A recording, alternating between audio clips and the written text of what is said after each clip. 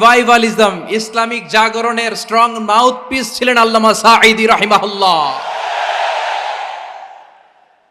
অনেক দোয়া পেয়েছেন, আমরা পড়েছি, এমন জীবন তুমি করিবে গঠন, মরণে হাসিবে তুমি, কাঁদিবে ভুবন। গোটা বিশ্বকে তিনি কাঁদিয়েছেন। আল্লামা যখন ইন্তেকাল করলেন, আমি তখন মালয়েশিয়া থেকে যুক্তরাষ্ট্রে একটা কনফারেন্সে যোগ দিতে যাচ্ছি, কাতার এয়ারলাইন্সে। মালয়েশিয়া থেকে দোহাতে নামলাম। দোহায় যখন আমার ট্রানজিট, তখন শুনতে পেলাম যে আল্লামা বিদায় নিয়েছেন। সোশ্যাল মিডিয়ায় শুনে বিশ্বাস করতে পারলাম না। মুহূর্তের মধ্যেই মাসুদ সাঈদী ভাইকে মেসেজ করলাম, উনি কোনো উত্তর দিতে পারলেন না। মাসুদ ভাইয়ের সাথে যখন কোলাকুলি করি, আমাদের শামীম ভাইয়ের সাথে যখন কোলাকুলি করি, মনে হচ্ছে আল্লামা সাঈদীর ঘ্রাণ পাই। শরীরটা লিটারালি কাঁপছিল, নিজেকে মানাতে পারছিলাম না, বিশ্বাস করতে পারছিলাম যে আসলে আল্লামা বিদায় নিয়েছেন। ইন দ্য মিন টাইম আমার সেকেন্ড ফ্লাইট, দোহা টু নিউ ইয়র্ক, 12 ঘন্টার ফ্লাইটে উঠলাম। ইন্টারনেট থেকে বিচ্ছিন্ন হলাম। নামার পরে শুনলাম আল্লাহু আকবার, যেখানে ওনাকে কবরস্থ করার কথা ছিল সেখানেও কবর দিতে দেয়া হয় নাই। ছবিগুলো দেখতে লাগলাম, হাসিমাখা মুখ, হাসিমাখা নিথর দেহটা, মরণে হাসিবে তুমি, কাঁদিবে ভুবন। From east to west, from north to south, the entire globe, গোটা বিশ্ব ওনার জন্য কেঁদেছে। গোটা বিশ্ব কেঁদেছে, কাবার গিলাফ ধরে ধরে মানুষ চিৎকার করেছে। এর চেয়ে শ্রেষ্ঠ মৃত্যুকার হতে পারে? আমাদের আল্লামার আর কি পাওয়ার ছিল বলেন? আর কি পাওয়ার ছিল? কুল্লু নাফসিন যায়িকাতুল মাউত, যারাই দুনিয়াতে আসবে তারা ইন্তেকাল করবে, এটা আমরা মেনে নেই, এটা আমরা জানি। কিন্তু অবাক করা বিষয় হচ্ছে, আমরা আজও জানি না আমাদের আল্লামার মৃত্যু কি স্বাভাবিক হয়েছে নাকি এটা পরিকল্পিত মেডিকেল কিলিং ছিল।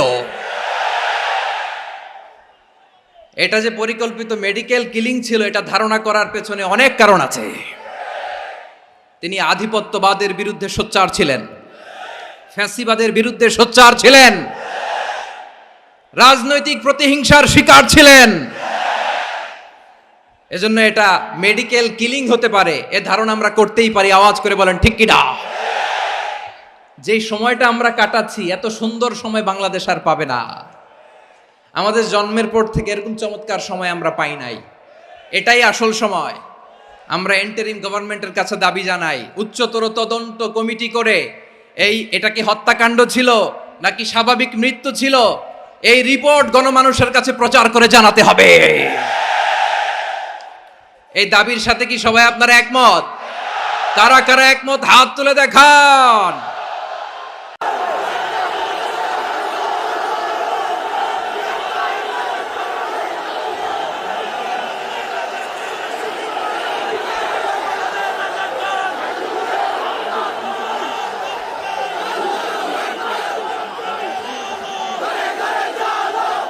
প্রিয় চট্টলাবাসী, আল্লাহ তাআলা তার এই মুখলেস গোলামকে তার জান্নাতুল ফেরদাউসের মেহমান হিসেবে কবুল করুক, তার জীবনের সকল খেদমাগুলোকে কবুল করুক, জান্নাতুল ফেরদাউসের আলা মাকামে তাকে মেহমান হিসেবে কবুল করুক। হযরতুল আল্লাম শহীদ মরহুম আল্লামা দেলওয়ার হোসেন সাঈদী রাহিমাহুল্লাহ, ওনার স্মৃতি বিজড়িত আজকের এই ঐতিহাসিক প্যারেড ময়দানের তাফসিরুল কোরআনের প্রোগ্রামে সব আছে। স্টেজ আছে, শ্রোতা আছে, প্যান্ডেল আছে, মিডিয়া কাভারেজ আছে, কিন্তু আমাদের কলিজার টুকরাটা আমাদের মাঝে নাই। আজকের এই প্রোগ্রামে আলোচক হয়ে এই চেয়ারে আমি না বসে, ওই শ্রোতাদের কাতারে বসে যদি আমাদের আল্লামার নুরানি চেহারার দিকে তাকিয়ে ওয়াজ শুনতে পারতাম, আমাদের হৃদয়টা ঠান্ডা হয়ে যেত, আমাদের তৃষ্ণার্ত হৃদয় শান্ত হতো। সব আজকে আছে, কি যেন নাই, ঠিক কিনা বলেন? আল্লাহ তাআলা প্রতি 100 বছরে একজন মুজাদ্দিদ পাঠায়, প্রতি 100 বছরে একজন মুজাদ্দিদ, যিনি সমাজকে সংস্কার করেন। আল্লামা দেলওয়ার হোসেন সাঈদী রাহিমাহুল্লাহ ছিলেন তেমন একজন মুজাদ্দিদ। চিৎকার করে বলেন ঠিক কিনা? উনি শিরক বিদআতের আস্তানাকে তছনছ করে দিয়েছেন, তাওহীদের বাণীকে সমুন্নত করেছেন, গণমানুষের কাছে তাফসিরুল কোরআনকে জনপ্রিয় করেছেন। আজীবন আজীবন তিনি ইসলামকে বিজয়ী শক্তি হিসেবে দেখার স্বপ্ন দেখতেন। এত প্রাঞ্জল ভাষা, এত চমৎকার আধুনিক প্রেজেন্টেশন, গণমানুষের কাছে কোরআনের তাফসিরকে এভাবে জনপ্রিয় করে তোলার মতো ব্যক্তিত্ব আল্লামা সাঈদী ছাড়া দ্বিতীয় কেউ এই বাংলার ভূখণ্ডে নাই।